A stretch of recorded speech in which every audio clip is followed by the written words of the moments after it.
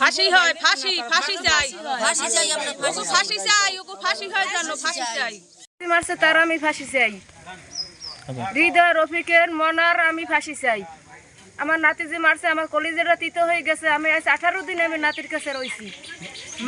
Medical শেরে Bangla medical আমার নাতির কাছে রয়েছি। আমার চোখে ঘুম নাই কান্না করতে করতে। আমরা এই এর কারণ হৃদয়ের ফাঁসি চাই। হ্যাঁ, এটার আমরা ফাঁসি চাই। হৃদয় এবং রফিক আছে, কাসেম আছে, মনা আছে, হ্যাঁ, আবুল আছে। এটার বিচারে যেটা এটা আমরা ফাঁসি চাই। আমরা এই বাচ্চার ডিএনএ প্রোফাইল করার জন্য আমরা নমুনা সংগ্রহ করেছি বিজ্ঞ আদালতের অনুমতি সাপেক্ষে এবং অন্যান্য কার্যক্রম চলমান আছে। এবং এই ঘটনার যে অপরাধী দোষী তাকে গ্রেপ্তারের জন্য আমরা ঘটনা মামলা হওয়ার পর থেকে চেষ্টা অব্যাহত রেখেছি। সে ঘটনার পর থেকে পলাতক, দীর্ঘদিন যাবৎ সে ঢাকায় পলাতক।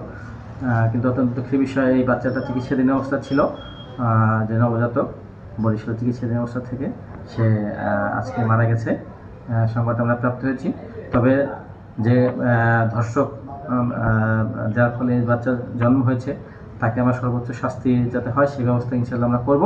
আমাদের তাকে গ্রেপ্তারের চেষ্টা অব্যাহত আছে। আশা করি খুব অল্প সময়ের মধ্যে আমরা তাকে গ্রেপ্তার করব এবং অন্যান্য আইনগত যে কার্যক্রম আছে সেগুলো আমরা চলমান রেখেছি এবং তার সর্বোচ্চ সাজা যাতে হয় সেইভাবে আমরা এটা প্রস্তুত করব এবং বিজ্ঞ আদালতে আমরা সেভাবে সেটা প্রেরণ করব।